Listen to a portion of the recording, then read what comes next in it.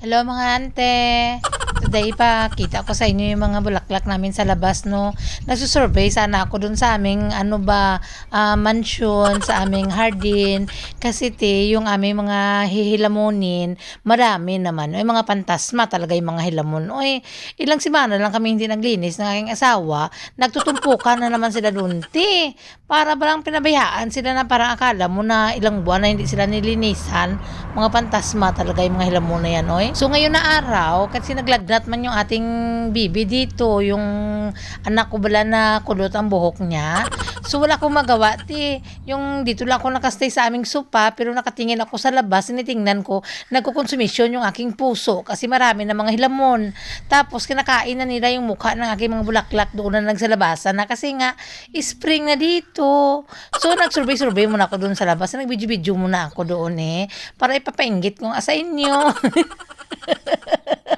O joke lang Makita ko lang maraming buyog-buyog doon sa labas. But alam niyo naman, Tina, very sensitive ako sa sikat ng araw, tita. Pag may expose lang tayo ng konti doon, maya sasakit naman yung ulo natin. So dapat bit lagi natin yung ating madilim na mata, yung itim na salamin ba.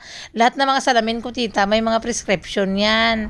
So hindi tayo pwede magsuot-suot ng mga salamin na mga pasyon-pasyon lang dyan. Kasi lilingin man yung ulo ko. Tapos pagkatapos ng lilingin yan, sasakit yan. So dapat pag magsakit na yan, hihigda na ako niyan.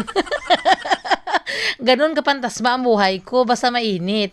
Kaya gusto ko man sana yung mga summer na yan, kasi masarap nga magpasyal-pasyal sa dagat. Pero yung ulo ko, tita, masakit ang mata ko. So ito nga yung mga bubble brush bang tawag dito, hindi ko sigurado kung ano pangalan yan, pero para siyang brush, no? Nagsilabasan na hanggang kung maglakad-lakad ka dito sa labas, yan ang makikita mong ganda-ganda. Tapos dito sa labas ng bahay namin, ito din, makasisilaw din sa mata. So, ang gaganda nila, gusto ko sana mag-garden ba, pero iniisip ko naman, sisilutan ko naman ng sarili ko pag magsakit na naman ang ulo ko dyan. Sabi ko, mag-hire sana ako ng gardenero ba. Babayaran ko sana ng tagi $100 ang per oras. Naisip ko naman, saan naman kukuha ng pambayad? O diba, pantasma lang. Tapos, tita, dito sa likod namin ng bahay, para naman siyang kagubatan dito. Marami nang akong pots na binili sa garage sale. Parang nagpa-smile yung asawa ko. Alam ko may sasabihin siya, gusto niya sabihin, pero ayaw niya ilabas sa bunganga niya. Kasi natatakot man din siya. Tingnan yung mga bulaklak ko dito. Kinakain na ng mga hilamon, mga pantasma ng mga hilamon, mga bigatlan talaga. So, ngayon, dito lang muna tayo. Tingnan nyo yung aming mga lawn. Kailangan na talaga siyang gapasin.